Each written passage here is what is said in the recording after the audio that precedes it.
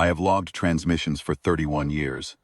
I have sat in this monitoring station at the outer edge of the Varith expanse, a pressurized drum of instruments and silence bolted to the dark side of a tidally locked moon, and I have watched signals travel the long distances between civilizations the way a riverkeeper watches water, routine, predictable. The signals arrive, I log them, I forward the relevant ones to the relay nodes, and the rest I archive and never think of again. I know the rhythms of the grid the way I know my own pulse.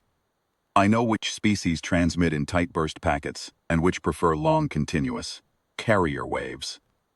I know the commercial lanes and the diplomatic corridors and the frequency allocations that 600 years of interstellar treaty carved into the electromagnetic spectrum like roads through stone.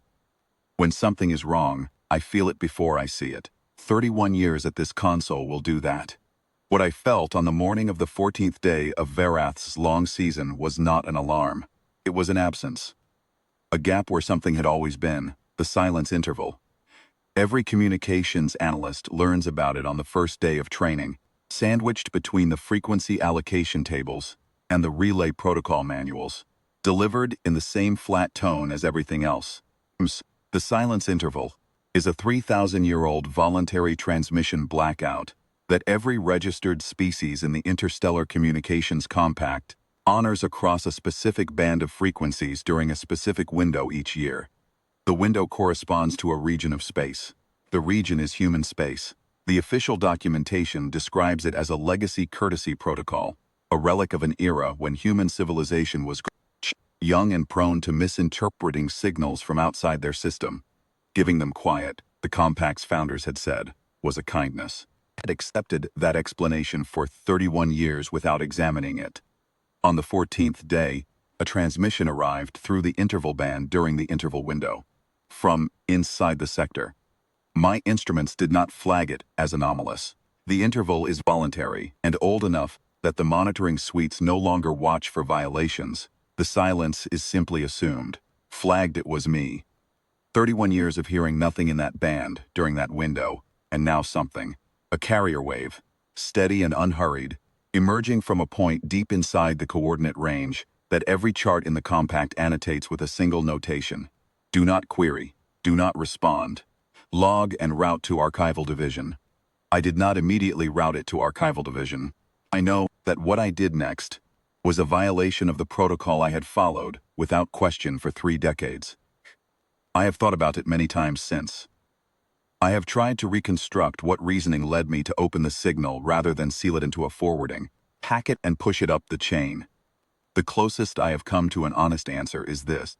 I had always assumed the silence interval existed to protect humans from us. It had never crossed my mind in 31 years that it might exist to protect us from something else entirely. The signal was a voice. A human voice, which I had never heard before, not in this band, not ever in my career. Low, unhurried, the cadences of something that had rehearsed nothing and needed no rehearsal. The translation matrix in my console struggled for 11 seconds before it resolved, and even then the rendering felt imprecise. The way all translated human speech feels imprecise, as if the meaning arrives whole before the words do. What the voice was reading was a list, ship designations, species of origin, entry timestamp into the coordinate range that corresponds to human space. And then for each one, single word in conclusion. Received. I recognized the first name on the list. The Vethrak Dominion's armada, 41 vessels under a flagship I will not name here, had crossed the advisory margin 4 years ago. The Council had noted the disappearance. No wreckage, no signal, no interference pattern. The fleet had simply passed a threshold and ceased to exist in any form the grid could detect. The veteran commander who had testified before the Council had been precise about the silence. There had been no battle. There had been nothing at all. Received.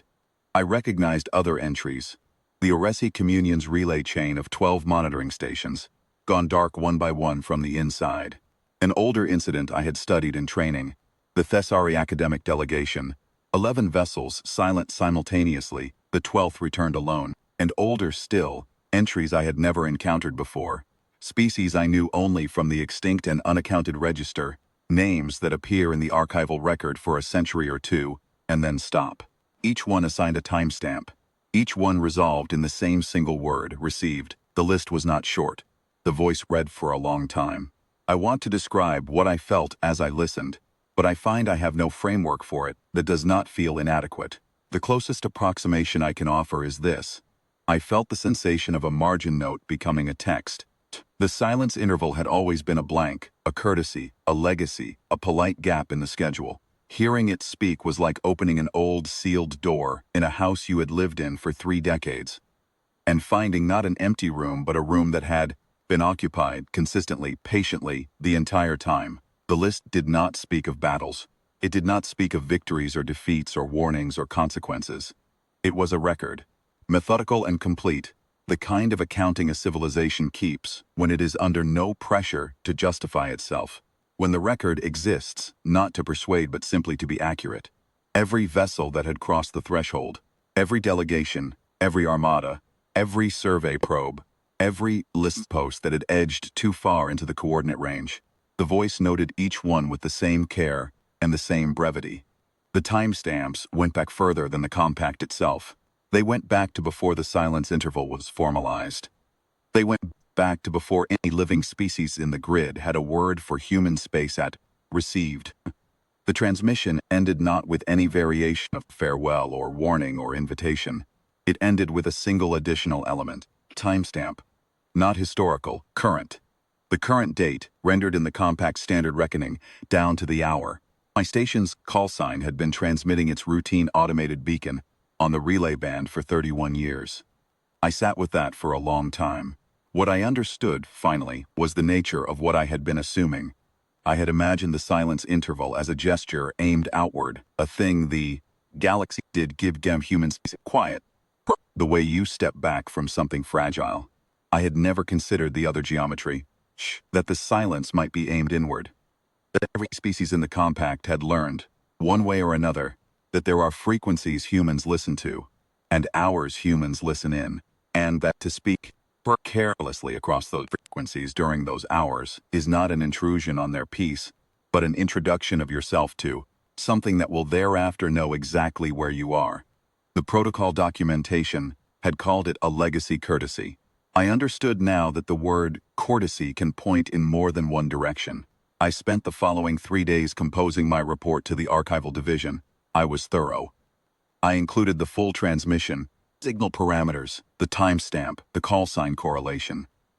I included my analysis. I included my recommendation, which was this: that the monitoring station's automated beacon be suspended indefinitely, that the Vareth Expanse relay node reassign its frequency allocations away from the interval band, and that the archival division amend the interval's official documentation from legacy courtesy protocol to something more accurate, though I confess I could not determine the right language. The division acknowledged my report in under 6 hours. That is unusual. Standard review is measured in weeks. They confirmed suspension of the beacon and flagged the frequency reallocation for immediate action. They did not amend the documentation. They marked the transmission record sealed, classification level 9, and attached a single line of administrative notation to my file. Analyst performed within established parameters. No further action required. I have not transmitted anything on the interval band since. I have not transmitted anything on any band adjacent to it. I am not certain where exactly the edges of caution should be drawn, and in the absence of certainty, I draw them wide. What I know is this: 3,000 years the galaxy went quiet in those frequency and in that window, and it called the quiet a kindness, and it never asked too carefully who the kindness was for. I know that asking is not always the thing that ends you. Sometimes it is simply the reply. The silence interval begins again. In 42 days, I will honor it.